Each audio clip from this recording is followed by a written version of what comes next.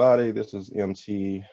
Thank you for joining us on another installment of the Understanding Room.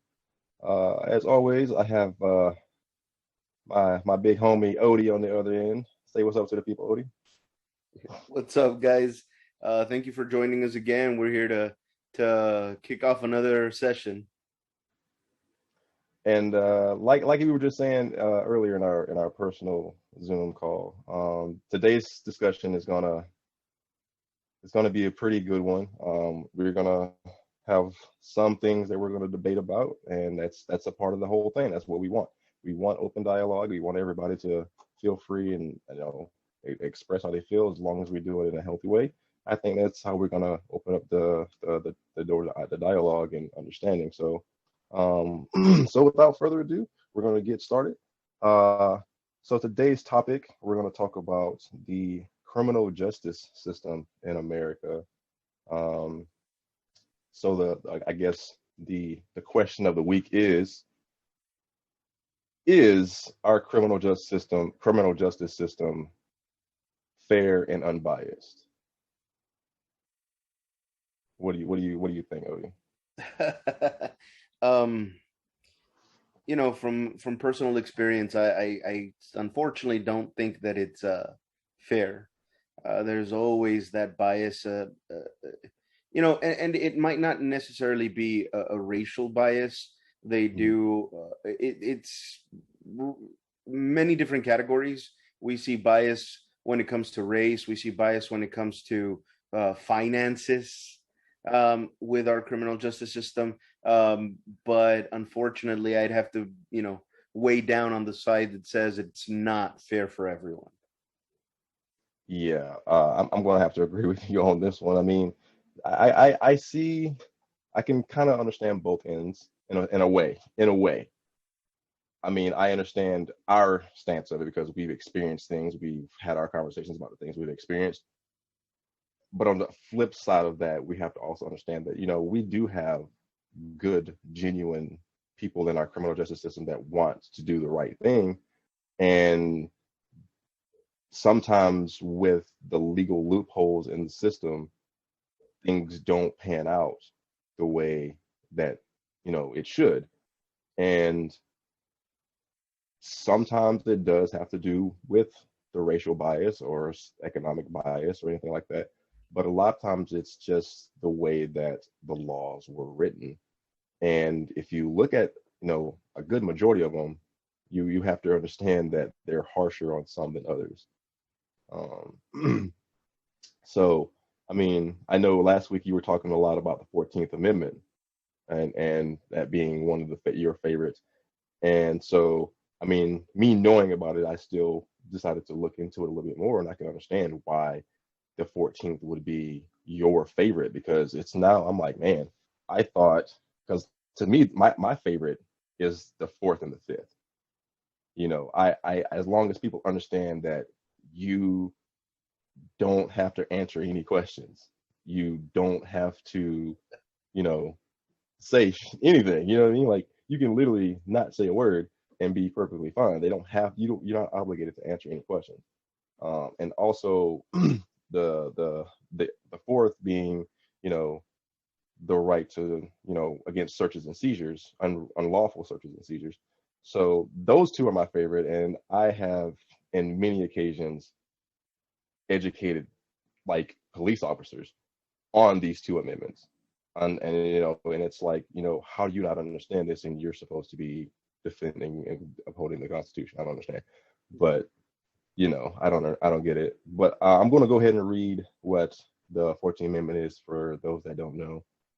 It states that no state shall make or enforce any law which shall abridge the privileges or immunities of citizens of the United States, nor shall any state deprive any person of life, liberty, or property without due process of the law, nor deny any person within its jurisdiction the equal protection of its laws.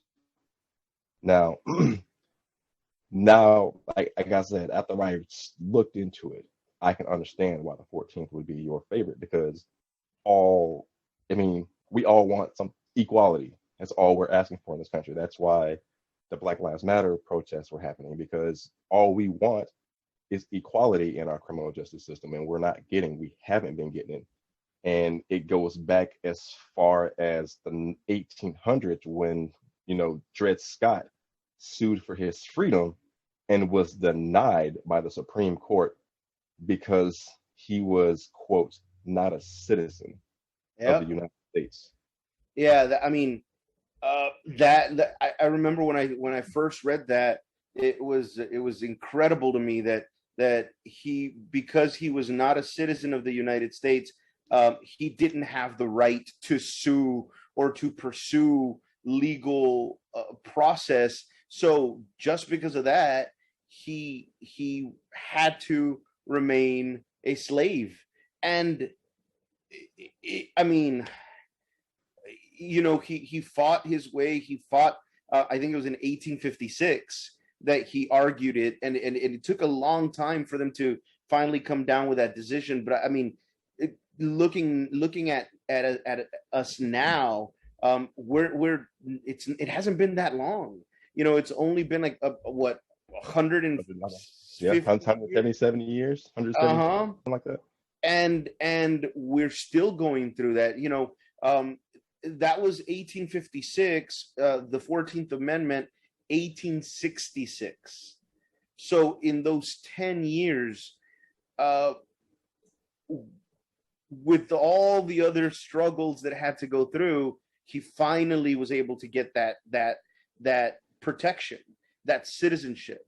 And that's the reason why, to me, the 14th Amendment is so important, because I mean, it not only gave legitimacy to those that wanted it, that needed it, that deserved it, but it also opened and paved the way for everyone else that came after. I mean, without the 14th Amendment, I don't think that women would have been able to get the right to vote, because even the 14th Amendment didn't give women the right to vote.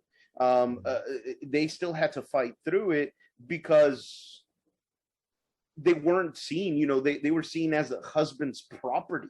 So when we look at the 14th Amendment, it's not just, the slaves that were born in the U.S. That were able to get their citizenship, but it also opened and paved the way for future amendments and for future minorities and oppressed groups to stand up and take what's theirs. Yes, very well said. I mean, I couldn't, paint that out anymore, because, you're right. It was just a minuscule part of what now is, many other amendments that came after, the 15th, 16th amendments that came after, they started dually focusing on protection of equal rights. And that's kind of funny to me that even back then in the 1850s, 60s, and 70s, we're still talking about the same thing today, which is equality. You Well, know, I mean, but and it's funny to me because we're talking about that equality, and we see that every time there's an attempt to make it equal, there's always a group, there's always someone that doesn't want to make it equal. So in 1866, the 14th Amendment, gives everybody that freedom, and for for a small period of time, from 18, and I didn't know this until I researched it as an adult. I wish they would have told us this. They would have taught us this in school. But for a period of time, we had freed slaves that served as senators, that served, as governors, that served the country. And then the 1880s come around, and Jim Crow laws start popping up everywhere. yes, good old Jim Crow laws. And a lot of thing is like, you ask people, what what do you think about Jim Crow? And they think Jim Crow was actually a person. Jim Crow was actually a character and and a lot of satirical and comical, um, I guess you can call them movies, silent movies back then for whites. And he was a character literally in blackface named Jim Crow going around and being a menace. And that's how white people saw us. They saw people of color as menaces, as pests, as nuisances, as something that should be eradicated at one point. And so you have to understand, like, this whole thing started during the Reconstruction era, which is, I want to take a moment to talk about that, because I mean, again, a lot of people don't understand that the Reconstruction era was not like vested towards any other community other than the reunification to the South, of the South back into the Union. It had nothing to do with, they had no plan for what they wanted to do with the freed slaves. They had no plans for what they wanted to do with, all this other stuff. And a lot of those same, Confederates that were fighting in the war against the Union, when they reunited, they were still the same senators, they were the same congressmen, they were the same lawmakers that were still making laws. They were allowed to continue to make laws until the Democratic Party were like, wait a minute, we need to find a way to keep, these people who want to keep the country divided out of office. And that's what they did. They called the Congress into session and completely omitted all of the states that were formerly Confederate states, because and it was until they adopted the 14th Amendment, yeah, that they had to do that. Until they adopted it, that they were able to start rejoining. And yeah, and they literally had to come to terms with, like, you want to be a part of the Union again, you have to, be one with us. We are not going to be a divided nation based off of this ideology that this person that you see that has a different skin color than you is property, and then and then it's crazy that they think that was wrong. Like, yeah, I mean, it's crazy. Like I was saying earlier, we had those people that were serving in the Senate, that were serving in government. We had Black people going out and voting. That's why they were getting elected, because it was the people that wanted to exercise their right to vote. And then I've always said, we've dealt with racism in this country for so long now, and in 2 generations, it is my true belief that if we just were able to handle it, manage it for 2 generations and actually give it a fair shot, we'd be able to get away from it completely, and it would never be an issue again. But it didn't even give it that time. In the in the 1880s, when the Jim Crow laws started popping up, now we start getting the suppression of Black voters. The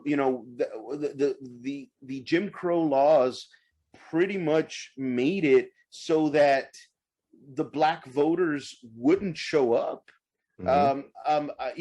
It's crazy that in the 1960s, after the 14th Amendment, we had all this turnout of Black voters, and then by the 1900s, there was only 500 Black voters in Louisiana. So because of the Jim Crow laws, it pretty much killed them all. How were they supposed to be equal if they can't express their voice? We always use the term no taxation without representation, but no one was representing them at that point. That's true. I mean, and it's like you said, you have these people that were turning out in droves to vote and exercise their newly acquired rights that they were supposedly supposed to have. And it's like you said earlier, it seems like every time there's a call for equality, there's always a well but, or there's some way to try to suppress it, or you know what I mean?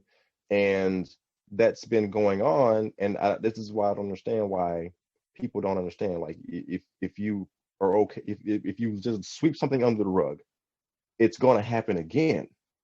And you if you don't learn from it before, you're just going to keep repeating it. You're going to keep And repeating it. and when we're talking about that, I do want to add, because I don't want to turn anybody away, or I don't want to give anybody the impression that we are not trying to have this dialogue.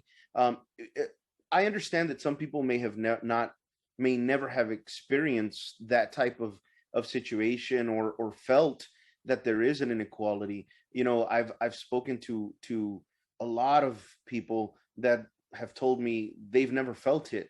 But if you've never felt it, you still want to have this conversation, because when just because you haven't had that experience doesn't mean others haven't. And when you ignore the experience that others have had, what you're telling them is essentially your experience doesn't matter. Exactly. And when it comes especially to our government and to our legal system, their experiences do matter, because at the end of the day, if we ignore their experiences, it could at some point become our experiences. Like getting into the Jim Crow laws, or continuing with the Jim Crow laws. What a lot of people don't know is once they created the Jim Crow laws, it didn't take long for the separate but equal a process to come in. Separate but equal. I won't go into it too much, because maybe you'll know a little bit more about it than I do. But I do know that it was Plessy versus Ferguson that first, or it didn't start it. It already existed, but it made it legal to do the separate but equal. That was in 1896. Yeah. And I want everybody to pay attention to this. 1896. In 1919, we had what was referred to as the Red Summer. Separate but equal was supposedly, according to the Supreme Court, you're going to keep black people on one side, white people on the other side, and you're still equal. But we started having lynchings. No one was getting arrested. We started having massacres. No one was being taken into custody. In 1919, there were so many lynchings, so many massacres, that there was at least 25 riots in the country. And this was in a matter of a few months. Again, it ended up being referred to as the Red Summer. And you know what the funniest thing about it was? This is the last time we had one of these conversations, I went back to one of my favorite quotes from Dr. Martin Luther King Jr., and it's the voice of the unheard is violence. These riots were occurring because people's brothers, sisters, mothers, brothers, fathers mainly, were being lynched, were being burned, were being killed, and they were rioting because of the injustice. And instead of realizing that something's being done wrong, the newspapers of the day were saying blacks are trying to conquer America. I mean, are you surprised? I mean, is it not the same thing that we're seeing today? Like last summer, we had the Black Lives Matter protests all over the country because of a 9-minute video of a man being choked to death. I mean, you have three full grown men on you and you're handcuffed, you know. I'm glad we're getting to this, because a lot of it does. Okay, so understanding that, yes, Mr. Floyd may have been under the influence of whatever, understandable, but and to also add, yes, he, I don't know the whole story. He may have been the person that handed the counterfeit $20 bill that purchased the cigarettes or whatever that they purchased. Okay, but where in any state's legal or, judicial system does it say that if you have a $20 bill, you deserve to be on your face with three grown men on your body while you're struggling to grasp for air, and one dude has his full body weight on your neck until you die? I mean, there's a criminal justice system for a reason. Okay, he broke the law. He should have just been arrested and taken in. The man was sitting here saying, okay, look, I will comply with you, but can you not put me in the back of this car because I am claustrophobic and I'm having a hard time breathing? He said that. I watched the whole video. I watched all their body cam footages. So for anybody who wants to dispute this, go watch the body cam footage. He does say that. I will comply with you, but please do not put me in the back of this car. I am claustrophobic. I am having a hard time breathing. Can you just please sit me on the sidewalk until the ambulance gets here? He requested that. He begged for that, because he had even admitted that he had smoked something earlier. He admitted it. He told the police that he was under the influence of something. So when he admits that, so you already know that whatever he was on is already creating some sort of biological changes in his body. You don't know what that is because you're not experiencing it. Right or wrong? Yeah, no, you're right. So that being said, okay, at that point you should have been like, okay, he's already said he's under the influence of something. He's telling me that he can't breathe. There's nothing wrong with me taking him, sitting him on the curb, and calling for an ambulance.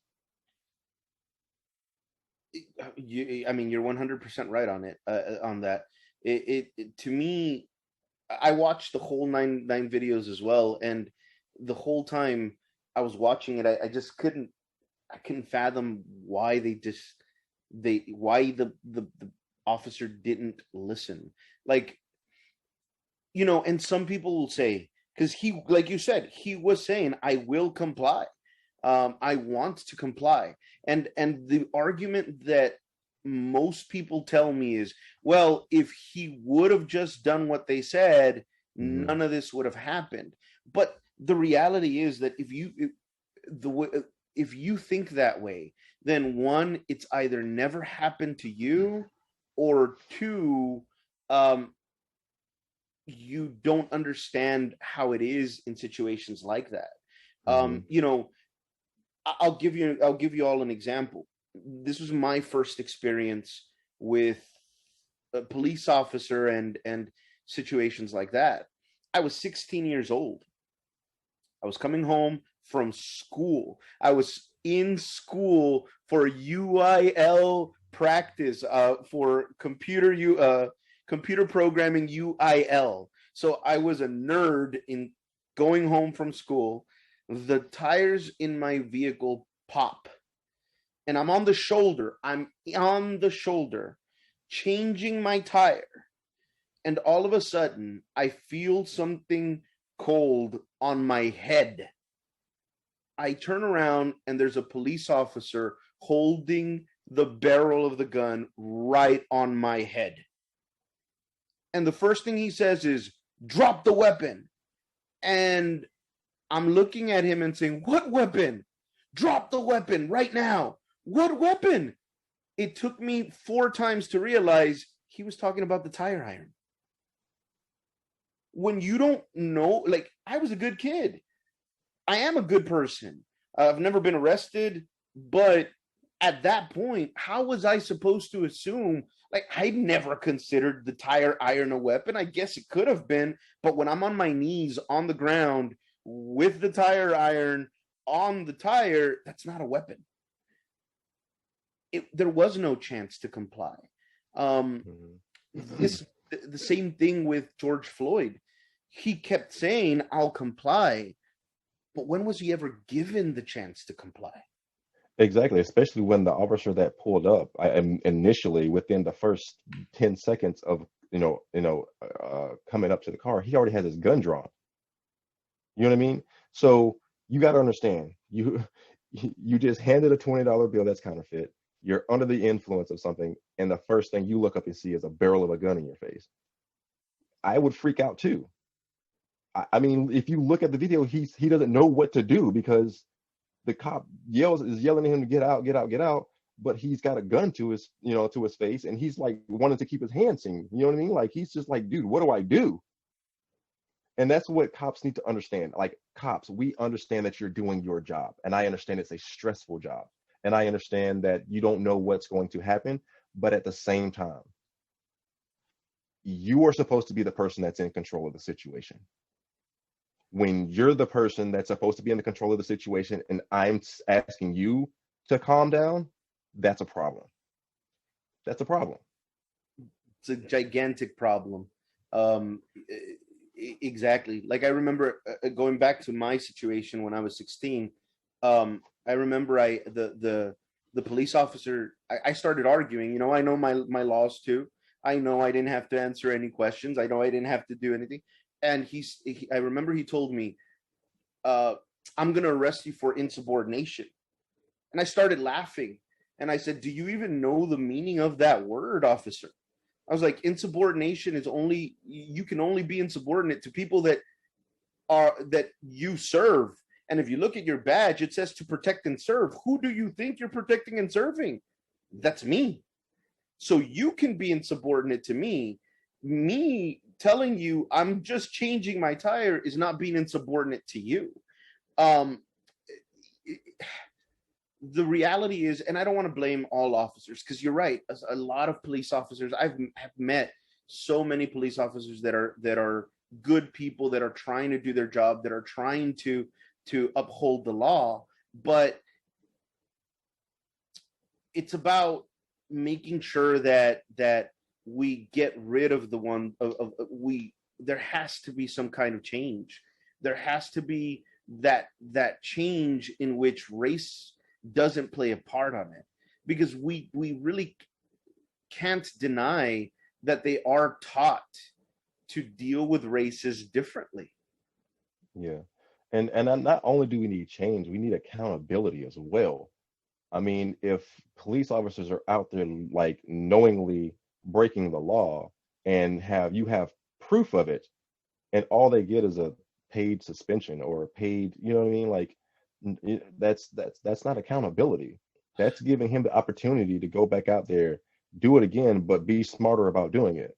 Oh man, you bring that up, and for those of you that have never been to the Rio Grande Valley, we have, unfortunately, a lot of that happening, or that has happened. We had a sheriff that was taking money into his campaign from drug dealing money and from the organized crime. He goes to jail for 5 years and is allowed to keep his pension. That to me is insane, that here is a person that is convicted of a crime and he is allowed to keep his pension for the rest of his life. His pension was getting paid to his family while he was in jail. And that's crazy, because people who do minor things like, and here's the thing too, all the arrests and time and taxpayer money put into arrests for drugs is just, wow. I understand that, yes, there are problems, but like I, that's another topic for another dialogue. But No, talk and going. it goes back to the equality thing. You Hmm. like let's talk about a little bit about that, because that is part of the equality. Hmm. Like for example, you know, I'm half Native American, half Mexican, half Hispanic. So a lot of the history that I've learned is about my culture, just like I'm sure you've researched more of your culture. And we had the Operation Wetback, which was literally getting American citizens with Hispanic blood and deporting them back to Mexico, deporting them to a country they'd never known. There was over 5 million people that were deported. Over 2 million of them were American born citizens. And believe it or not, one of the things that they used to get it approved was marijuana. Mm. Before the 1900s, everybody referred to it as cannabis. Hmm. It wasn't until the 1920s, when the Great Depression started happening, that the name started changing to marijuana, because it started getting associated with Hispanics. Mexicans. You see the ads that newspapers had. You see the big ads that they'd pull out that would say the Mexican marijuana is influencing our children, our white children. Um, and that is another way of keeping the legal system um, not equal. When you're Hmm. associating a drug to a race, then it's going to automatically mean that that race is going to be dealt with as a lower standard of human. Hmm. I was reading, I've read some of those articles, and now, I mean, I've never smoked marijuana or had any of that. You know me. I don't even like taking medication, because I believe that life is meant to be lived just the way it is. But I'm not saying it's bad. I honestly don't think marijuana is bad at all. But now we know the effects that it has. Those ads, I remember reading them and laughing, because it would say, "Oh, marijuana gives these Mexicans superhuman strength." It took 5 officers to take down one, assailant that was high on this Mexican weed cigarette, marijuana cigarette. And it's like, really? I mean, marijuana's a downer. So if they really were on something, it wasn't that. No, that's definitely not what it's gonna do. I know. Weed is gonna make you do. It's gonna make you do three things. It's gonna make you sit down and stare at something. It's gonna make you hungry enough to eat up your whole kitchen, and it's gonna make you sleepy enough to hibernate through 2 winters. All right.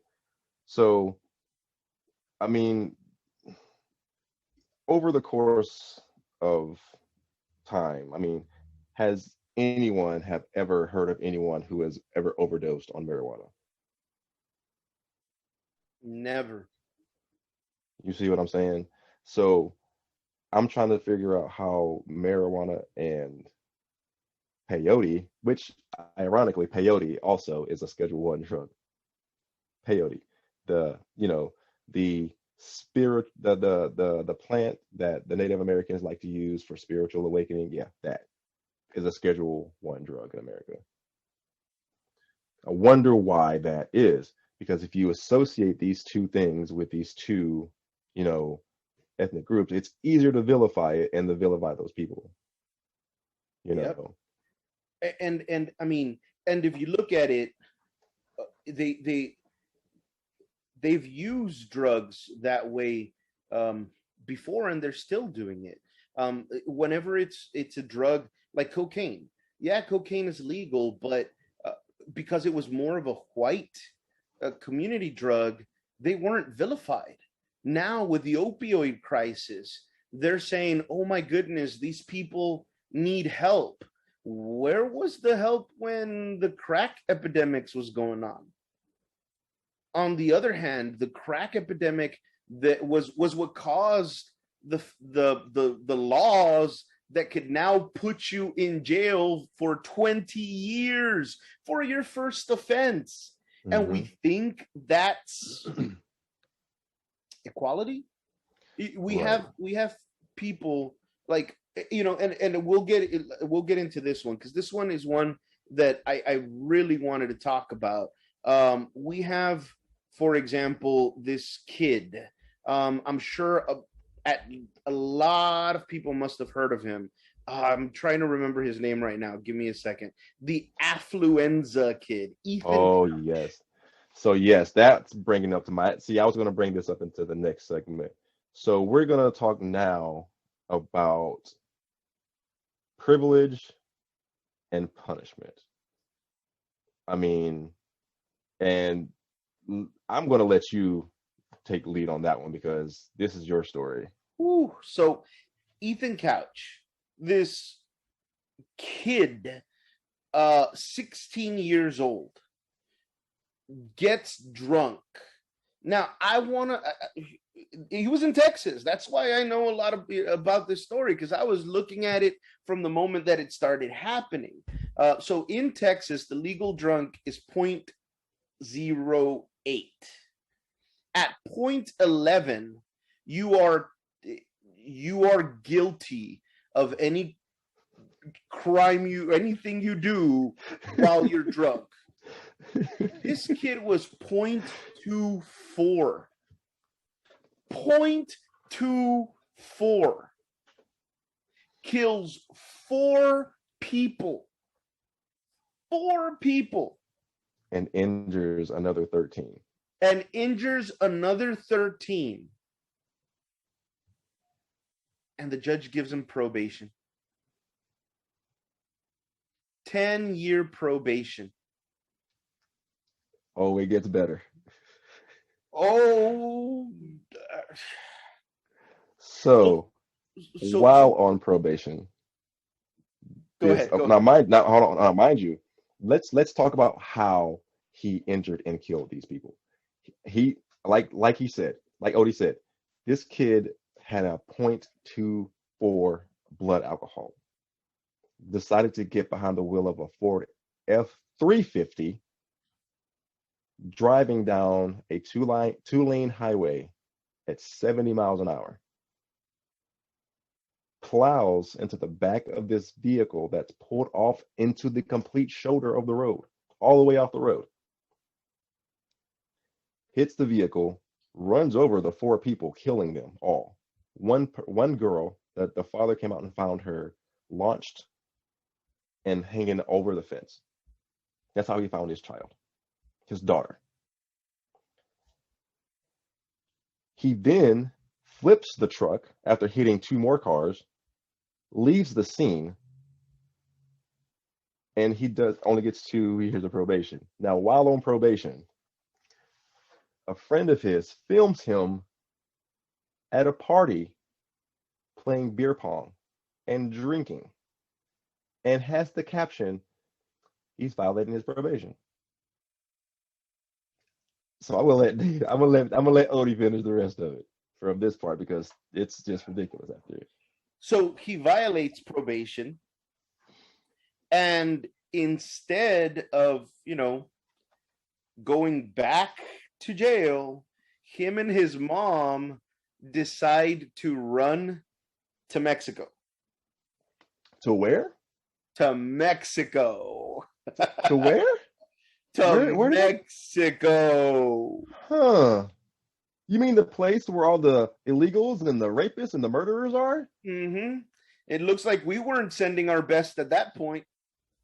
Now, get this. he finally gets deported from Mexico. So the irony that you get deported from Mexico to the United States. Him and his mom did. Him and his mom did. And he served maybe, what was it? He was supposed to serve 2 years, only did about 5 or 6 months before he got out again for good behavior. Now, that's the full story. But before we get there, guys, the one thing I want to say about this is because the craziest thing to me about this story is the judge, and I'm not going to say her name, but the judge had a case like this previously, about 10 years before Ethan Couch. There was another kid, 16 also, Eric Bradley Miller. He was also drunk, 0.11. So just at that level, remember we said 0.11 is when you're responsible for intoxicated manslaughter. He killed one person. He stole a truck, killed a person. Now, this kid was a poor kid from a poor family, had a really bad childhood. His parents had abandoned him. The only person he had in his life that cared about him was his grandfather. And he got 20 years. Same judge. Now, I want to give you all quotes of what this judge said on each of their court, sentencing hearings. So with Eric Miller, I apologize. The judge says, the court is aware that you had a sad childhood, but you are fortunate to have your grandfather who is committed and loves you. So I hope that you come out of jail a better person. So in other words, saying, oh, well, you had a bad childhood, but you had at least one person, so you should have known better. Now, before we continue, what was the race of Eric? He was also white. So this is more, that's the point I wanted to make. Yeah. This is more about the affluenza part of it. Because that, if you've never heard of this case, that is the defense that was used for Ethan Couch. He had affluenza. He was too rich to be responsible for his actions. And so let me, fast forward a few years. Ethan Couch kills 4 people, injures 13 more, and the judge says at his sentencing, the court is familiar with the Texas Juvenile Justice Department and has sent numerous teams to their programs. And sometimes they don't even get into the programs designated for them. So because of that, I'm giving you 10 years probation and letting your parents pay for your rehabilitation. Yes, and it was a very nice rehab as well. Extremely nice. Yeah, he was set up nice. And I'm sorry, go ahead. Well, so I'm sorry, I apologize, but the point I wanted to make, the reason that those quotes stood out for me is with the first kid, she says, I'm sending you into jail because of what you did, and hopefully you turn your life around. But then with Ethan, she admits, even when we send these kids to jail, they don't get what they need. So if she already knew that they didn't get what they need, why would she send them for 20 years? If she already knew they don't get what they need, then why do that? Just because he was paying. Just because his parents couldn't pay. Just because all he had was his grandfather. That is gigantic inequality. That is extreme inequality. We have our laws set up so that a person caught with, what is it, 1 gram can do as much time as a person caught with 1 pound, but a person that killed 4 people can do less time than a person that killed 1. And we think that that's equal. Yeah, yeah. And I'm glad that I'm glad you brought this story to my attention, because I had heard of Ethan Couch, and while I was making my notes for this episode, I had come across him, but I was like, ugh, that might be a little too much. And then the very same day you came at me and you were like, hey, we should put this in. I'm like, hey, that's your baby. And I'm glad you brought it up, because and also the story about Eric, because we're not gonna talk about black and white. We're talking about everything as a whole, and that needs to be brought up and discussed, because these are two white kids, same offense, one more extreme than the other, but the fact that he didn't have the privilege of paying for fancy attorneys that use big words like affluenza, you know, and can charm the judge, and the parents that can pay the probation officer $30,000. Oh, we forgot that part. Yeah, we Yeah, did. the parents paid the probation officer $30,000, or was it the prosecutor? Which one was it? No, it was the probation officer. Yeah, 30,000. $30,000. So to get him his nice, cushy, rehab that he's gonna be a better person at, and he changed his life around. Gets out of rehab, and less than 6 months later is violating his probation. He's back in jail. He's wasn't in jail for long either. Yeah. And the sad part is that he's not the only one. Like we said at the beginning, this is about inequality in the justice system, not just for minorities. This is inequality in the justice system all around. And when we say, when we look at that inequality, when we see the difference, disparaging difference between these two people with the same judge, how then can we turn around and say, oh, everything is fine the way it is? Mm-hmm.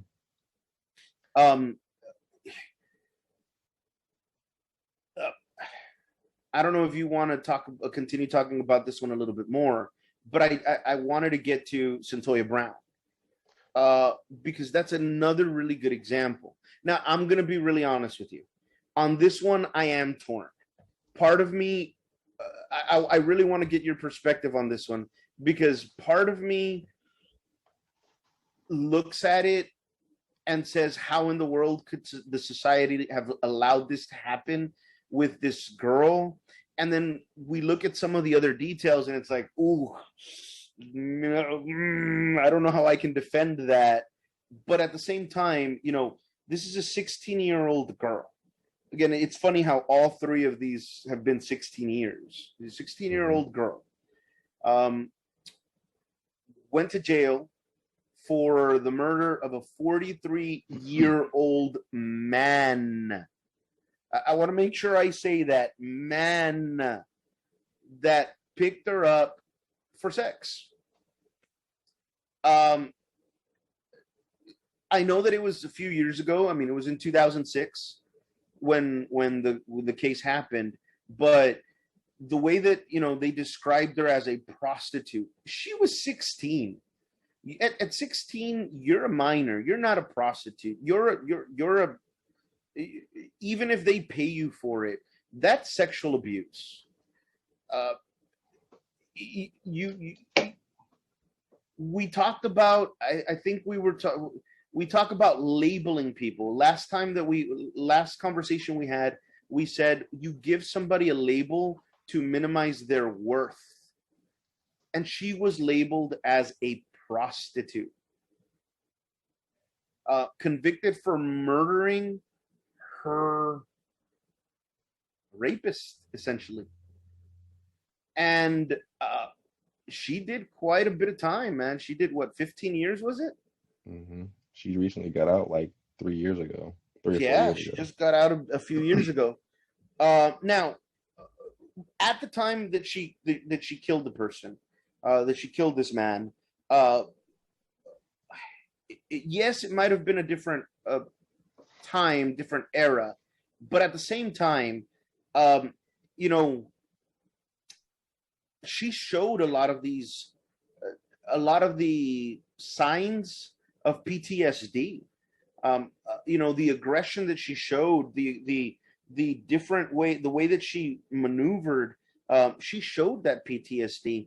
They didn't care. They didn't try to find out why this was. It was just a matter of she's the scum of the earth, a prostitute, and we need to put her in jail. Yeah, I mean, I've looked into Centolia Brown a lot, and it's quite like you said, it's a back and forth. You kind of like, wait, um. So the fact here's my take on it.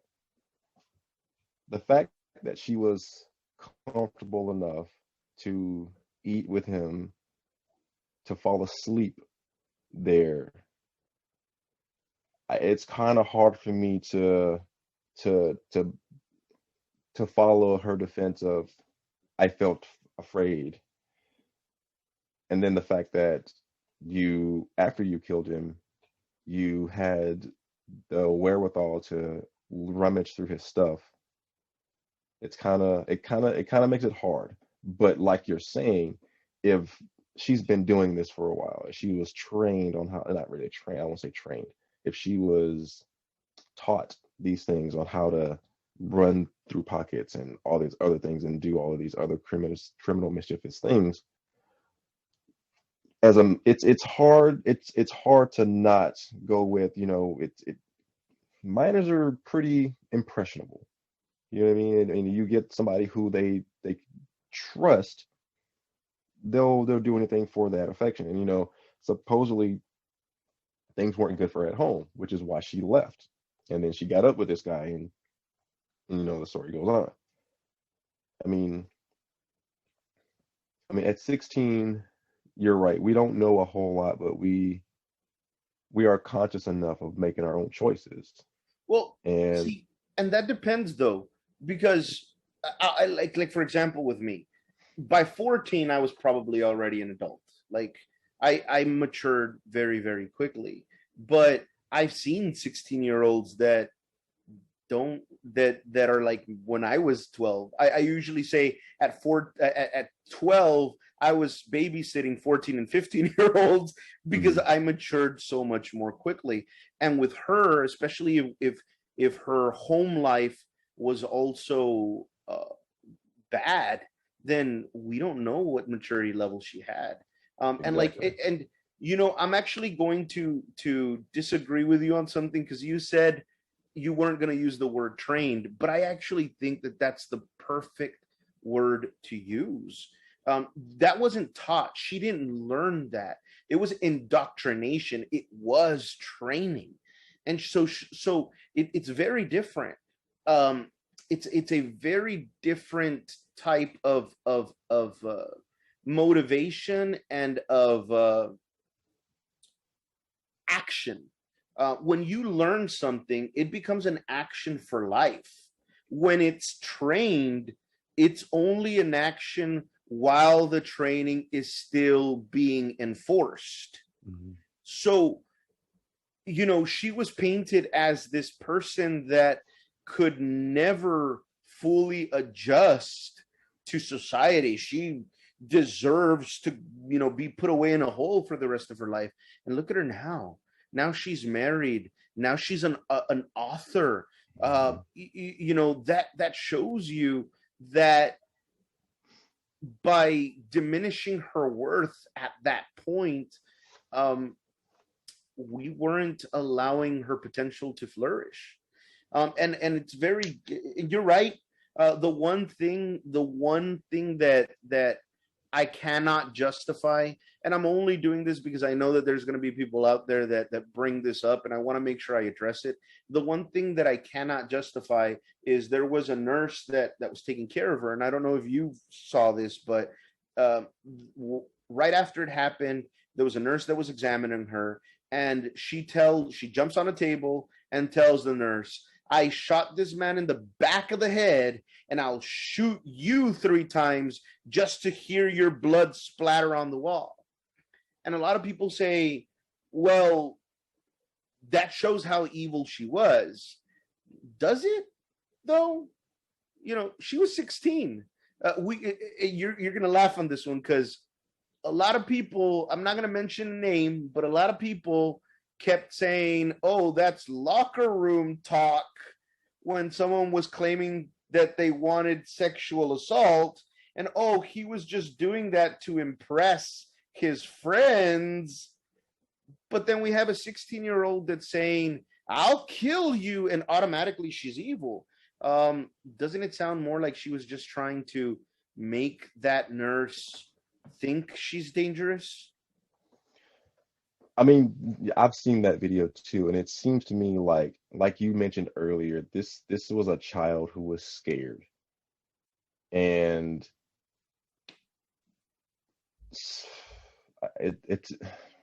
like I said, I don't know.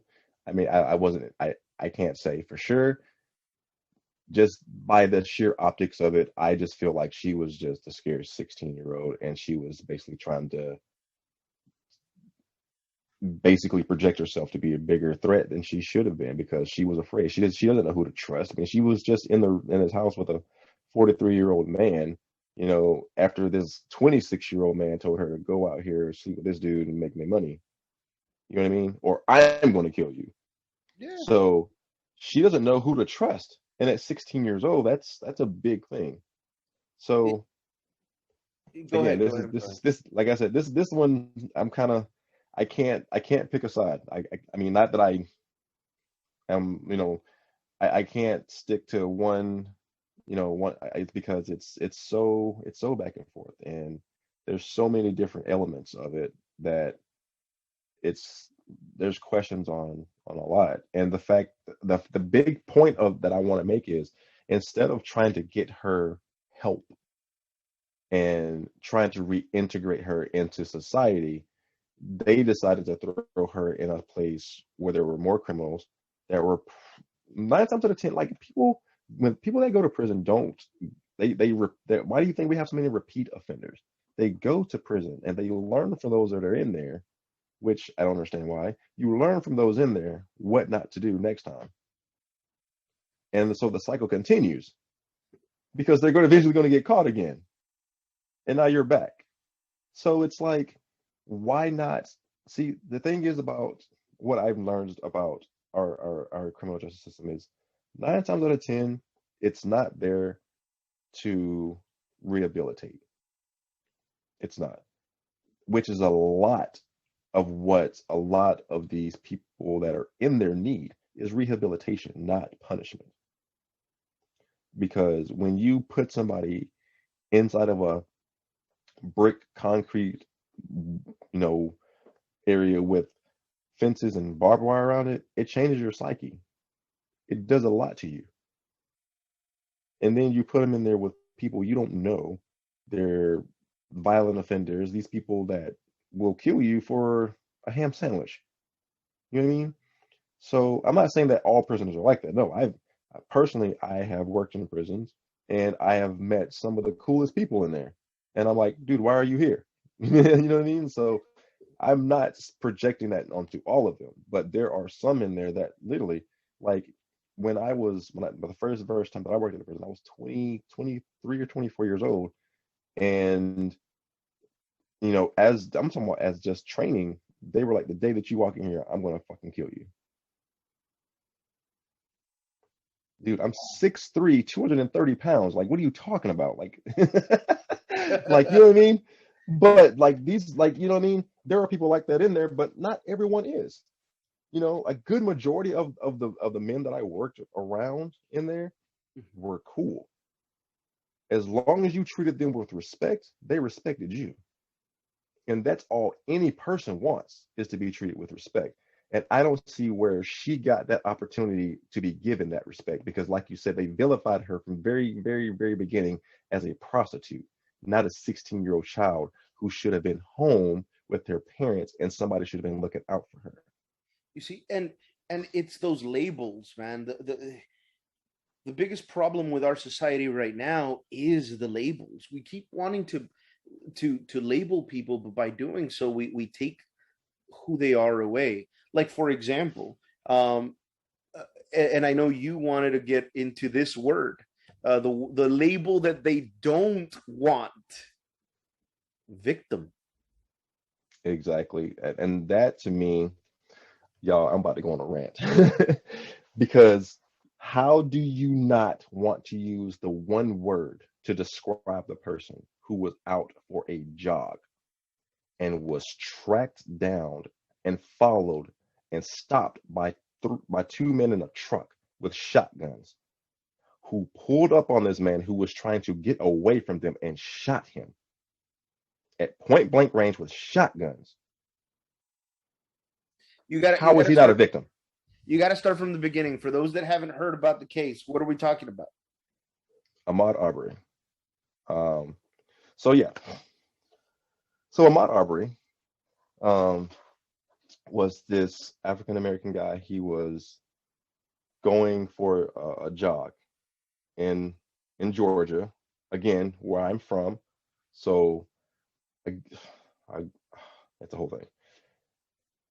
I mean, he was going for a jog, and previously he had been seen on the cameras of this abandoned house just looking around. But also, you see that later in the video that he's drinking water. He's drinking water. He's not breaking into anything. He's not stealing anything. And these men were supposedly neighborhood watch, and they saw him running and decided to get into the truck and chase him down. And while he's trying to, like, whoa, what's going on? You know, I mean, because I go for runs too, and I have my headphones, and my headphones are sound canceling, so I don't hear anything when I'm running. All I hear is my music. So if someone walks up to me and starts talking to me, I won't hear you. So he was wearing headphones when he was approached by these two men with shotguns. So imagine you're going for a run, and then next thing you know, you're looking up, and there's two white men with shotguns yelling, but you can't hear what they're saying because you have your headphones on. So as you're trying to back up and get away, they shoot you. And now their defense attorney wants to remove the word victim from his case, from the trial, because they don't want it to negatively impact the image of these two men. Now, I want you guys to listen to that. That is the actual reason. In the papers, it literally does say they don't want to influence the image of the shooters. So I'm just as a comparison, 16-year-old girl, 43-year-old man. We were okay with calling her a prostitute. Here is a man that was killed not by one person. Even if it was one person, it still would have been murder. But there's two people With shotguns. with shotguns. And we want to remove the word victim. To save their image. To save their image, to protect the them. images of the two men that really tracked this man down in a truck, called him racial slurs before they murdered him, but he's not a victim.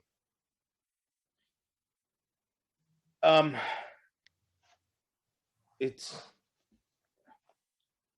I understand, I I like our I. It's hard for me to say this, so I'm trying to collect the words because I want to be as perfect as I can be with my word choice on this. I love America. I love my country. But there's situations like this that we allow to occur that unfortunately don't give me confidence in the future of our country. The reality is that the fact that they have the ability to try to remove the word from the trial, that they have the ability to try and in a way dehumanize him. This is a person that was murdered in broad daylight. In broad daylight. And we can't call him a victim now? I mean, the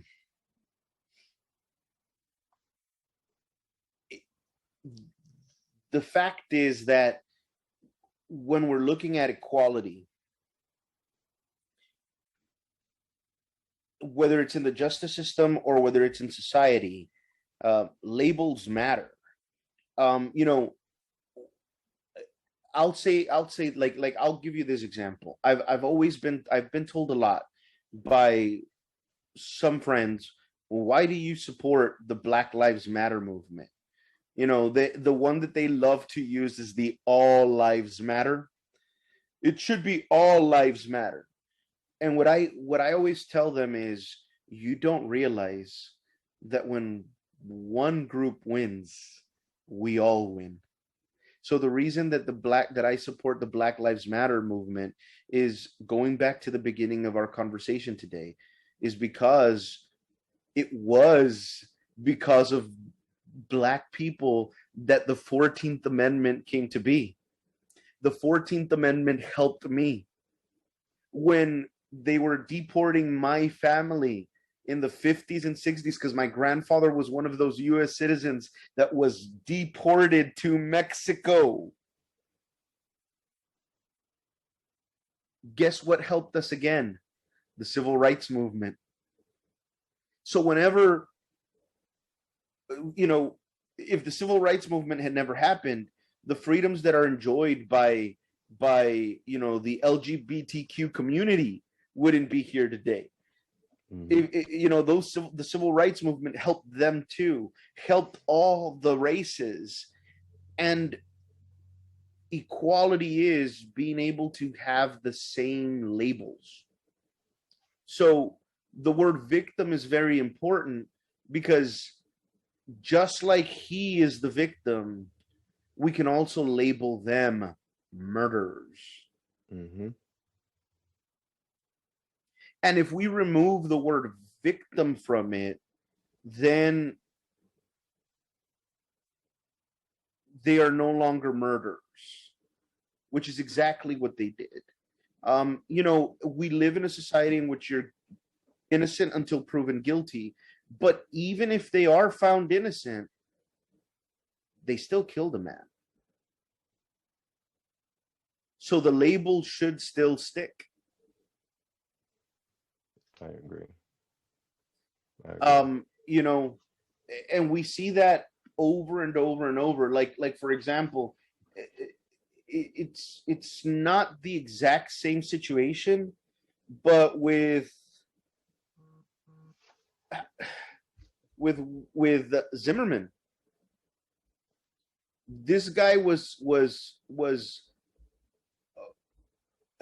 he was found innocent, and when I heard this next part, guys, it boiled my brain.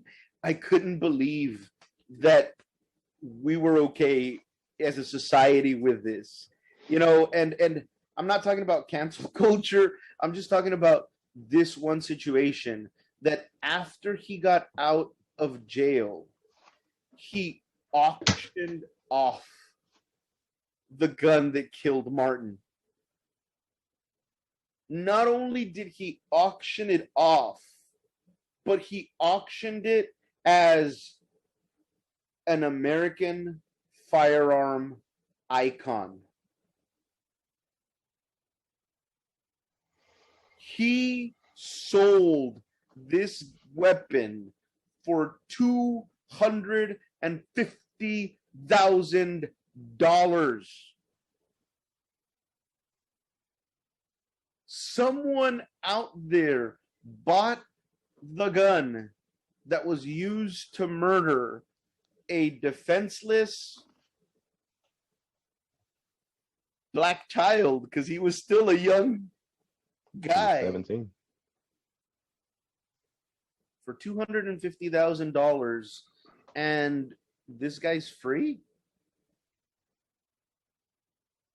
And you're telling me that there's equality in this world? that's insane.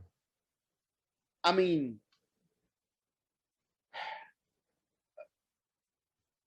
you know, I've had such things that have happened to me that have shown me my inequality.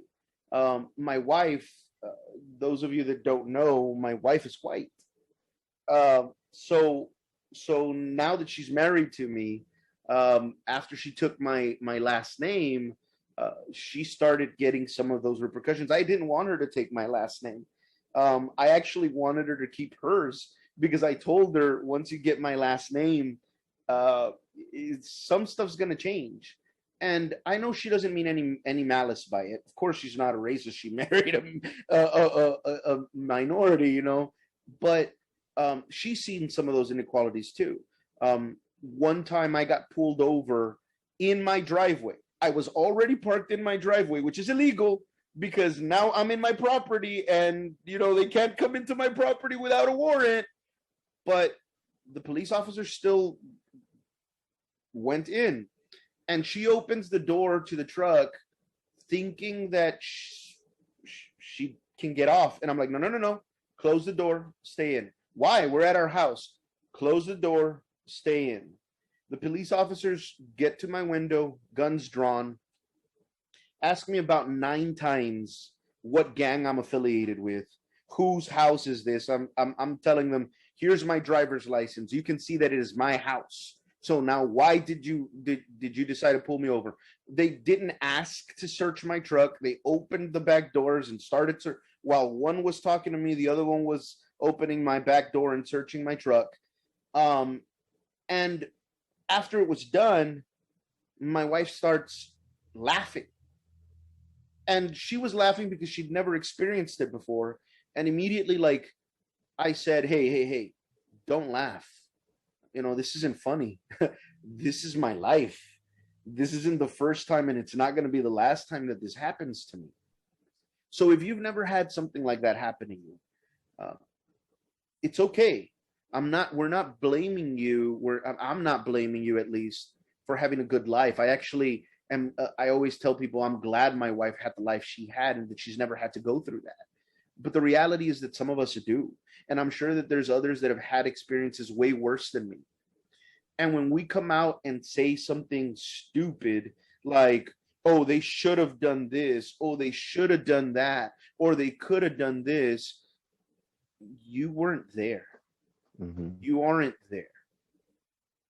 And you should listen to the positions that they're in, and you should hear their experiences and use them to grow your understanding of the inequality that we have. This guy, Zimmerman, gets out of jail for murder. He was released, and within a couple of years, he's arrested again for beating his girlfriend, for pointing a shotgun at his girlfriend. Charges get dropped. He's arrested again for domestic violence. Charges get dropped again. Why is it, that this guy keeps getting away with crimes? I mean, privilege is real in this country. I don't care what you say, and I'm gonna bring up the last name that we have. Well, no, the second to last name that we have in this category, Brock Turner. He was the Stanford, well, ex-Stanford, former Stanford student. He was a swimmer at Stanford, and he was literally caught in the act by two Swedish students. Caught. I see you, Odie.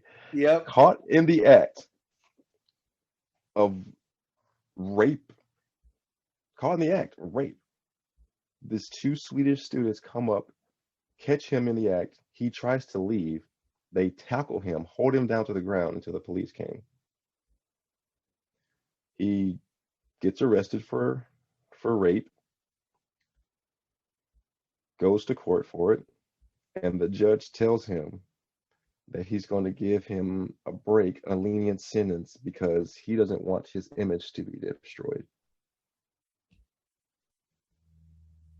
So he serves 3 out of 6, and I don't mean years. He did months. 3 months for rape that he was caught in the act of doing.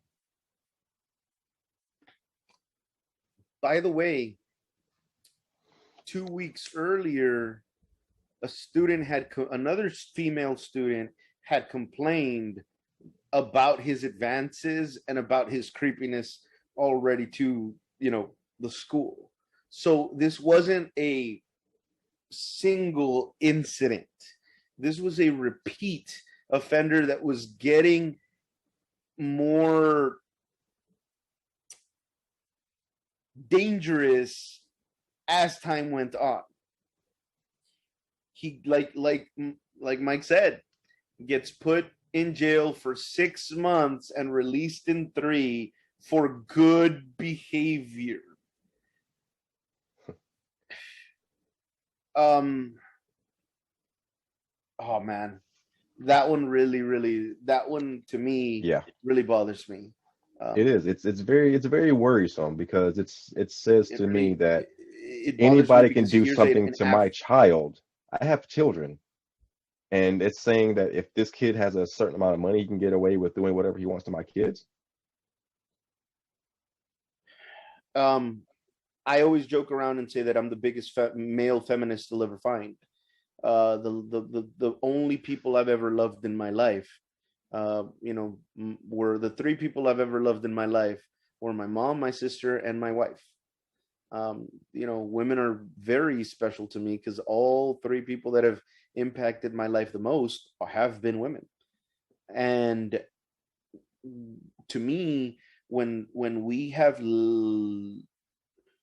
when the judge has the ability to give this guy a sentence of 6 months, and then we turn around and put a stupid 16-year-old kid in jail for having a little bit of illegal drugs, what that really sends, the message that really sends is we don't care about you women because you're not as important as, this person.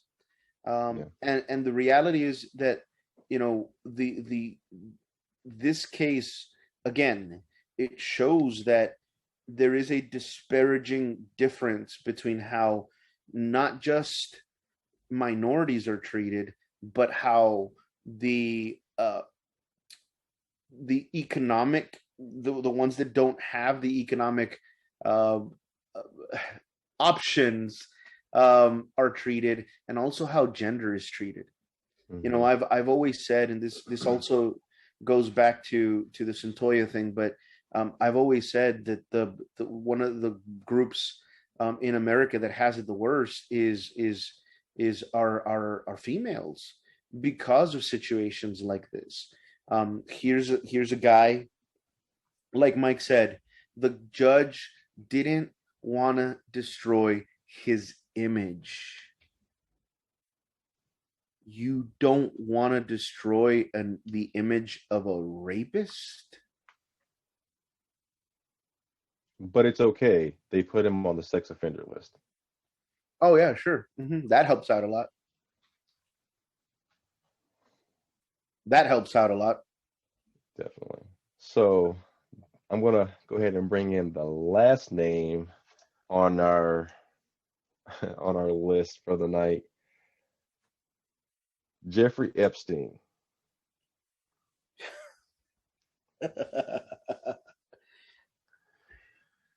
Oh, I think this is Now what before everybody before should hold on know. before we get started, I do realize and I am sympathetic to his passing and him not being here any longer. However, you believe it happened is your own belief. But the fact of the matter is that still um, he did a lot of wrong and got away with a lot of wrong. Yes, he did. And the worst part of it is that because of how it ended, there will never be there will always be I'm sorry, I said it wrong. There will always be those that might say, well, we don't know if he did it because he never had his day in court. But I Hmm. mean, the reality is that he was systematically protected for decades, for decades, allowed to do whatever he wanted. Um, you know, I said last time, I am not Republican, I'm not Democrat, I don't consider myself a liberal, I don't consider myself a conservative, but and I don't have any political aspirations. I don't want to be the guy that goes that route, but I hope that our words inspire someone that might want to go into the political field. Hmm. I've always said that a law that should exist is that any politician, anyone in that is an elected official that is caught either protecting criminals or giving them lighter sentences, it should be a crime. Not just a crime, but it should be something that sends them to jail. That there is no minimum sentence. It's a Hmm. one sentence and they go to jail. This man got away with it. Acosta protected him. Swept the allegations of, again, all these girls, because they weren't even women, they were Hmm. little girls, under the Hmm. rug. um and just completely um demonstrated that the main goal is money. If you have that money, you have your freedom. Yeah, exactly. And going back to what we're saying, like privilege is not just a word that people throw around because they're, oh, it's good. No, no, no. These are just examples of a lot of, these are just mainstream examples of cases that we know about. Think about the small towns that the that give you an example. There was a, I can't remember what state it was in, but where there was a local sheriff that was the biggest drug dealer out of everybody there. Oh, yes, I remember hearing about that. You know what I mean? So it's like, I mean, like it's like Odie said, I don't care about your political affiliation, I don't care about any of that. Right is right and wrong is wrong. And in order for us to all be able to understand that, we need to understand and identify and acknowledge that there are people who we are putting in these high positions that are doing just as wrong as the people that we're throwing away. and that we do need to take the time to understand and try to rehabilitate instead of punish, because it's obviously not working. It's the same thing they've been doing for years, and it's not working. So we need to definitely try something new. Last time we were talking about opportunity, Hmm. and the point that I think I want to make with the conversation today is that these these people deserve an opportunity. The ones that don't deserve the opportunity are the ones that are protecting the real criminals, that aren't attempting to do their job. Because the job of the legal system, from police officers to attorneys to even our governors and senators and our lawmakers, is to protect us, Hmm. we the people. And when they're failing at their job, there should be ramifications higher than the ones that don't know any better. Yeah, They're the ones absolutely. that should know better. So their crimes should carry more weight. Absolutely. Um, so anything else that you want to add to that, Mr. Mike? No, I mean, that's a pretty good way to wrap that up. I mean, like you said, we have to make sure that, equality is fitting on both sides. You have to make sure that it matches on both sides, because if you don't have that equality, you're still going to have, people who are going to feel like they're not being heard, and that's going to lead to more of the riots. And no one wants to riot. No one wakes up in the morning and says, you know what, I want to riot. No, these things happen when there are inequalities and injustices that are going on, and that people are ignoring them. This is how we get the word out. Now, I don't agree with the burning and the destroying and all that other stuff. Okay, that's different. I don't agree to that, because there's no point in destroying a community in order to get your message across. We can do the exact same thing by using our voices. And we've already proven several time again what our voices can do. Like Odie said, we've come from our civil rights movement. Women have the ability to vote now, and work jobs and have, all of Property. these things. And you know what I mean?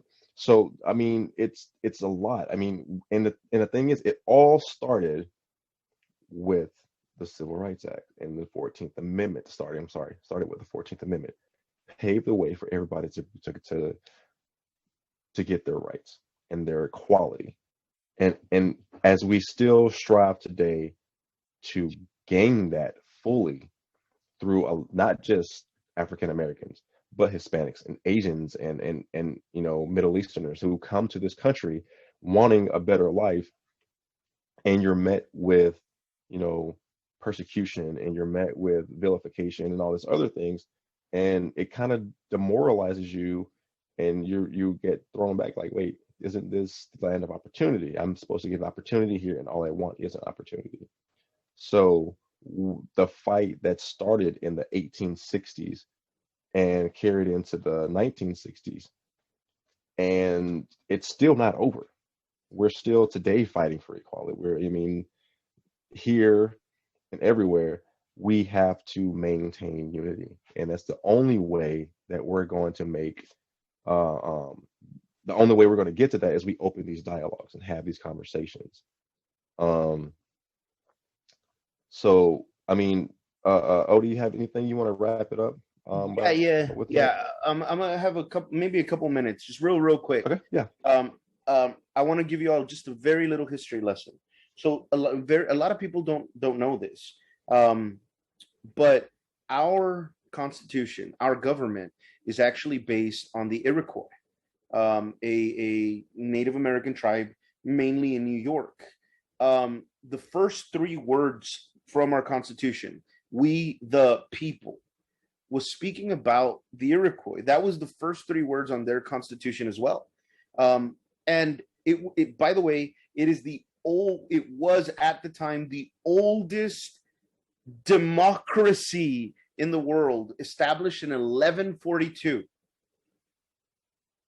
It was 5 nations. Ultimately, it became 6 nations, 6 different tribes that came together, signed a treaty, and were able to treat each other as equals. Even though they were all different tribes and they kept their identities. They called themselves the Iroquois, the people of the Longhouse, but they were also their identities. The Oneida tribe, the Onondaga tribe, the Mohawks, they kept their identities and were able to still be equal, guys. We can do that too. Our democracy is based on them. We should learn from them. We might have different tribes, we might have different ethnicities, but at the end of the day, the only label that matters, that should matter, is human. Absolutely. So I mean, this episode today, we talked a lot about a lot of, cases that have been mainstream for quite some time, going back over the years. Let's not forget that with each case or each trial, more people are waking up, more people are seeing that changes need to be made. And I definitely want to give a big thank you to those out there who support what we're trying to do, who are wanting this dialogue to happen for us to make change. So we're going to continue to do this as long as we can. I definitely want to see if we can find some ways to get this dialogue opened up to more people, so that way we can have those who don't agree with what me and Odie are talking about. We can have them come and talk to us, and we can hear them out, and hopefully they'll hear us out. And I don't want it to turn into a big argument, but I mean, we have differences in this country that need to be addressed and that need to be talked about, because how else are we going to make the changes in this country if we don't open these dialogues and have change? Last thing before I get out of here tonight, I just want to thank everybody for giving us the opportunity, or giving us the opportunity to speak. Thank you for your continued support. We will continue to do the best we can with what we have. And like I said, if you have any concerns or questions, please leave a comment, and we'll be happy to get to you as soon as we can. I'm also going to leave some links down below, talking back about the Dred Scott, the Plessy versus Ferguson that Odie was talking about, and I'm going to also leave a link about the former president of the Confederate States of America, Jefferson Davis. He has there was a old recording of one of his former slaves talking very good about Jefferson Davis. So I like to, like I said, I like to be open on both sides. I know people like to vilify Jefferson Davis as being the president of the Confederacy of America, but we have to understand that they did their things for their own reasons, and it's important that we listen and hope and hear their dialogue and hear their side of it as well, so that way we can be transparent when it comes to these conversations. So I'm going to include all of those links down below. Make sure you like and subscribe, and we will definitely try to get back with you guys next week. So if there's not anything else, I'm MT, and thank you for joining us. Make good choices. Stay away from the Rona. Have a good night.